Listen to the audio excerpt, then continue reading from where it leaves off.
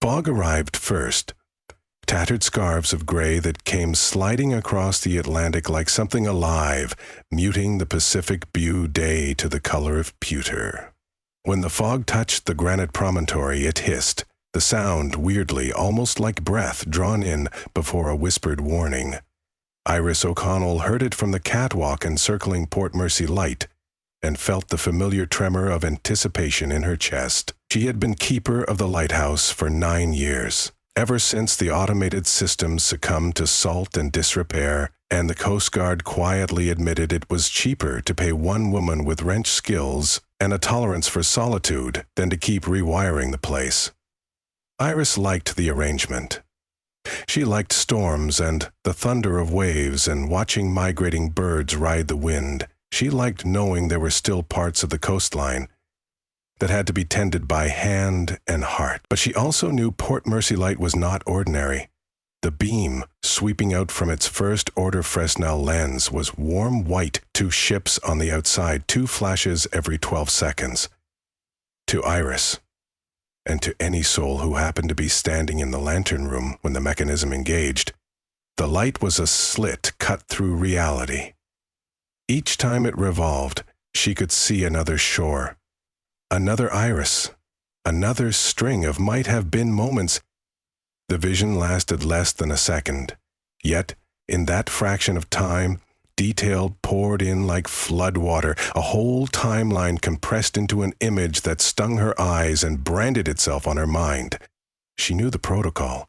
She had been given the warnings that came stapled to the official manual, but never printed in it. Watch. Record.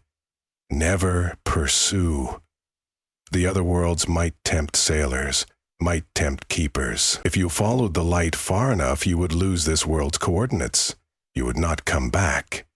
Until today, Iris had obeyed, content to file logbooks no inspector ever read. Then, late in the afternoon, the fog bank birthed a silhouette, razor-nosed, steel-hulled, out of place among leisure yachts and trawlers. The ship's call sign came through the radio, SS Calliope, requesting entry to the cove for emergency engine work. The name jolted her. There had been a Calliope here before. Iris remembered it from a vision 3 months past, when the beam's arc showed a version of herself waving frantically at a vessel with that name as it slid into flame. In the vision, she failed to save them.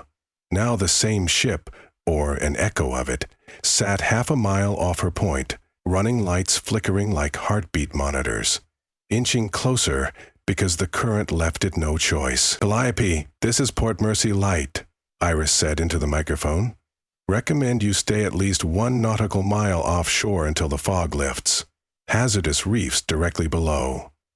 Crackling came back, then a man's voice, steady and almost jaunty.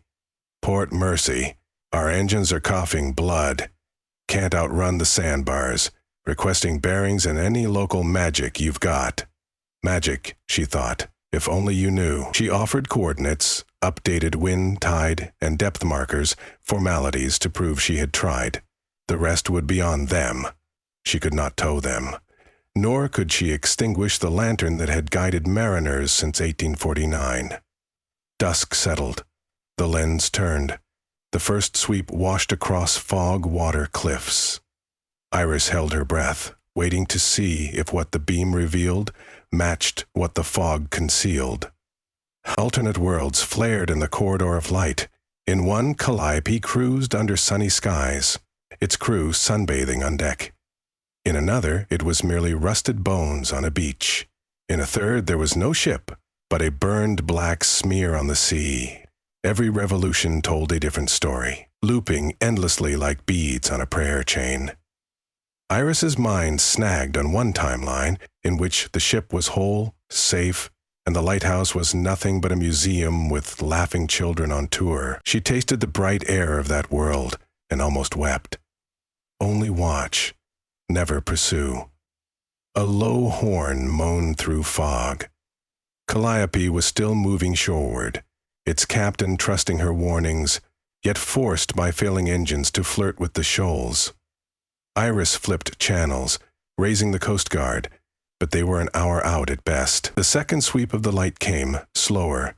It always seemed slower when she was anxious, and in it she saw herself standing on the deck of Calliope, hair salted with sea spray, laughing with a man whose face she recognized from no memory she owned. A life where she was not a keeper, but a wanderer, married to tide and horizon, not bound to a tower. The scene cracked apart when the prism turned into shadow again, leaving her lungs empty as if she'd been punched. Eris left the lantern room and jogged down spiral stairs, boots ringing bronze steps. At the base, she shoved a waterproof jacket over her red flannel, grabbed signal flares and a megaphone, and stepped onto the gallery outside. Rain had begun, misty needles that melted on skin but glazed the rocks.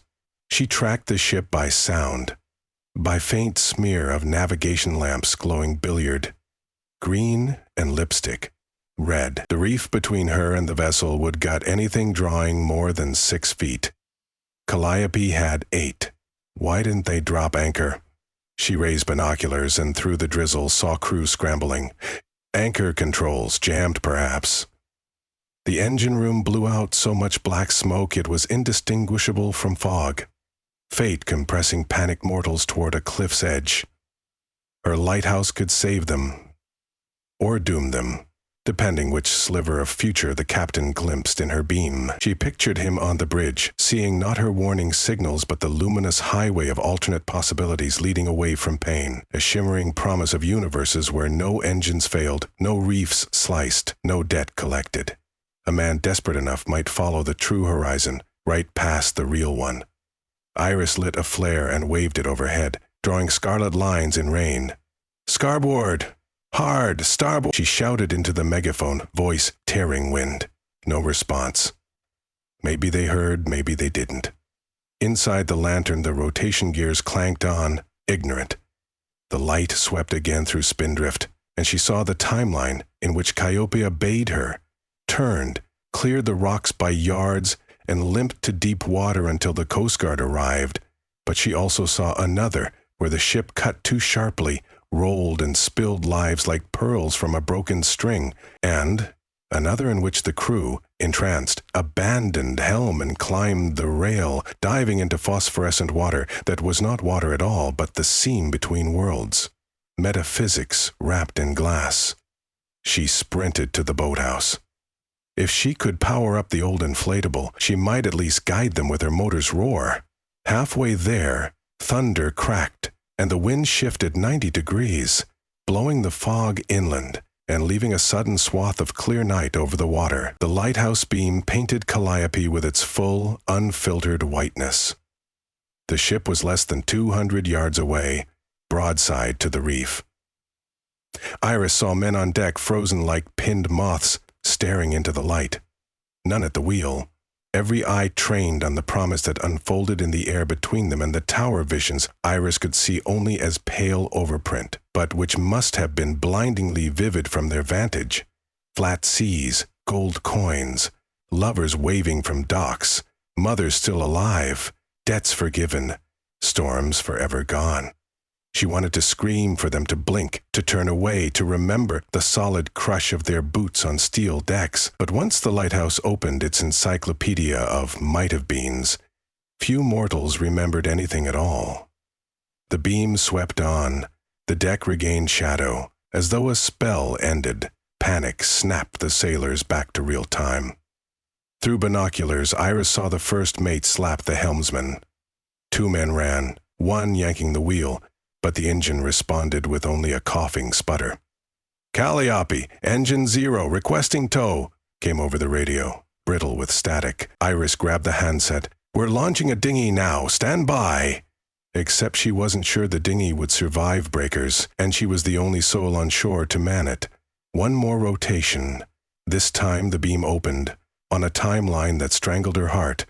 Calliope running free, but the lighthouse dark, toppled by age, her own body not inside, but at the foot of the cliffs, broken.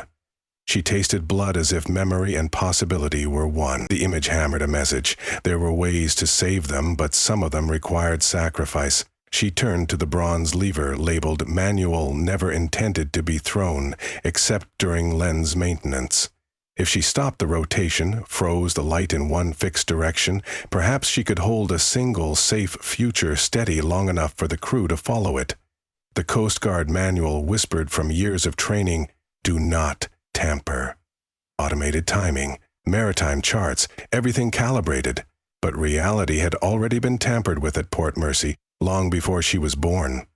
Iris gripped the lever. Rainwater ran down her wrist like cold veins. She inhaled, smelling ozone and kerosene and something older. Then she pulled. The gears shrieked. The great lens shuddered and slowed until it locked, throwing a continuous beam straight over the reef toward open sea. Not a rotating sword now, but a doorway propped open. From the gallery she saw sailors react, faces upturned, eyes wide as if they heard a choir. The water in the beam turned opalescent, lit from within. Colors rippled, violet fringes, emerald pulses. The world beyond the beam bent, perspective warping as though space were soft clay. A sailor climbed the rail, hands shaking but resolute. The first mate grabbed him, yelled, then looked at the light himself and hesitated. One by one, the crew moved to starboard, drawn by gravity that had nothing to do with mass. Iris, heart hammering, raised the megaphone. "Away from the rail! You'll—" Her words evaporated. They were already sliding, not falling, into the water that looked no longer cold or stormy. The sea inside the light appeared calm, silky, inviting.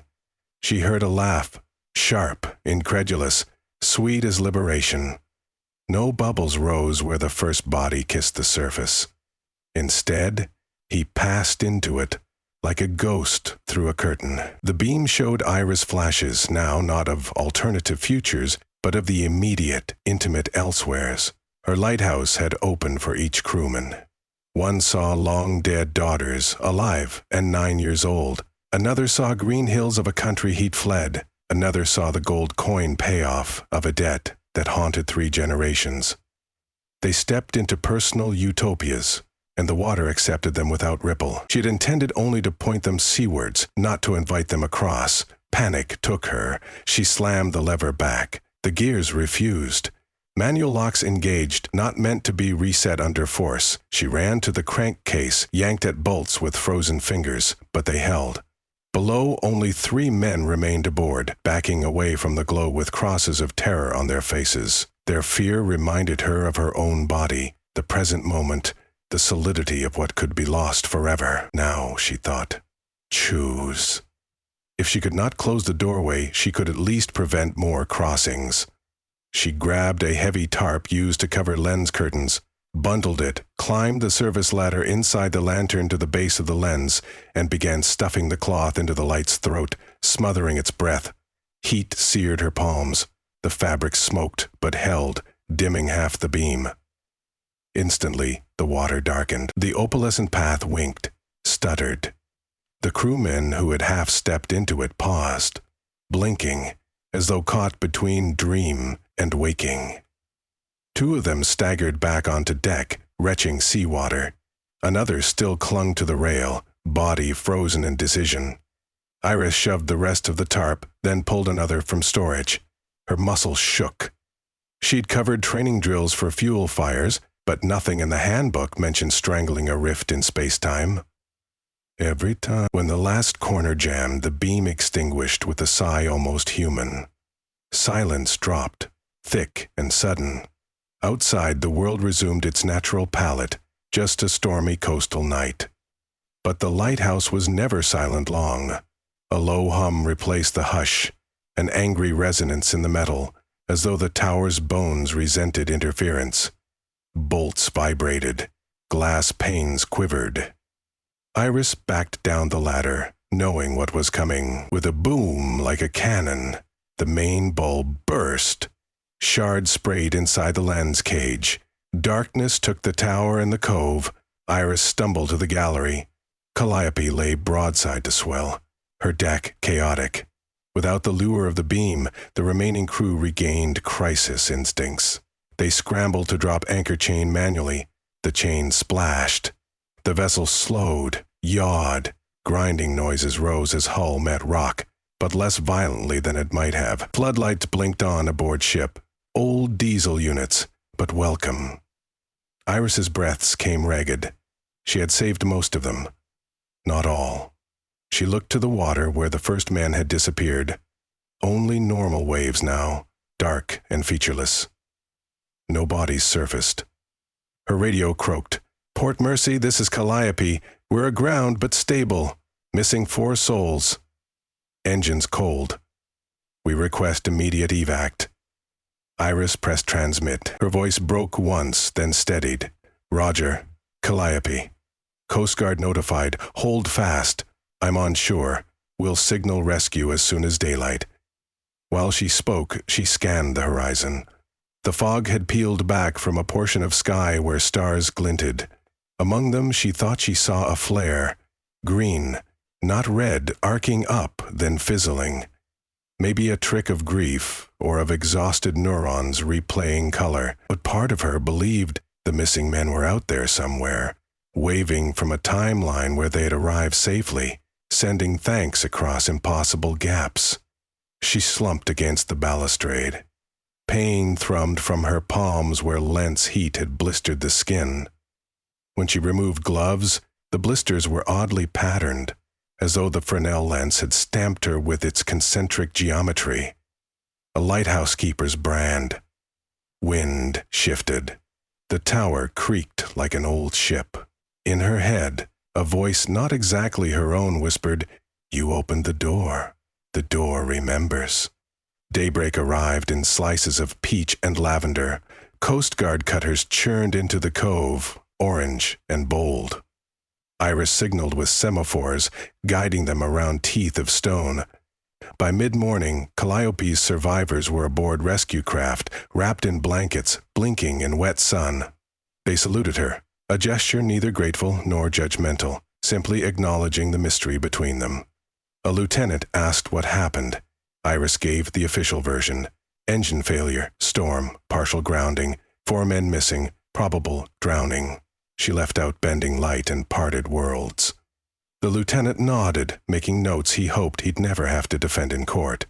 When the cutters pulled away, Iris watched their wakes stitch white on blue. Her knees finally buckled, and she sat on the wet rock, letting cold seep through jeans until trembling stopped.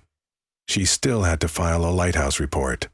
She'd have to explain the destroyed bulb and the override lever jammed in manual position. Someone from the district office would arrive by helicopter, ask questions in polite tones about maintenance logs and electrical surges. They might bring a new automated system, end her stewardship, or they might understand nothing and sign off on repairs, leaving her alone again with the lance. At dusk she climbed to the lantern room and swept shards into a pail. Through jagged glass she watched the sun surrender to horizon. In that smear of dying light, the sea looked both familiar and alien. She searched for silhouettes of men in impossible dinghies or the flash of that green flare, but saw only gulls. There was no spare bulb of the correct wattage in storage. Port Mercy's supply boat wouldn't come for 2 weeks. The tower would remain dark. Maritime announcements already crackled over VHF. Port Mercy light unlit. All vessels maintain extra caution. She felt strangely relieved, as if the silence of the lantern were a reprieve for both keeper and cosmos. Night thickened. Clouds broke apart, revealing the Milky Way spilling milkstones. Iris opened the trapdoor in the lantern floor that led to catwalk gutters, letting starlight pool on drifted dust of broken glass. She allowed herself one question, soft as a prayer. If the door is closed, is it truly closed forever? In answer, she heard again the hiss of fog, the deep heartbeat of the tower. The lighthouse was dormant, but not dead. It dreamt behind its blank windows, and in its dreaming, it remembered how a woman chose to shade its eye, rather than let men drown in beautiful lies. Iris whispered back, "I'm still here. If you wake again, I'll try to do better." Down below, the surf kept rewriting the shoreline, wave by wave, the only storyteller older than light itself.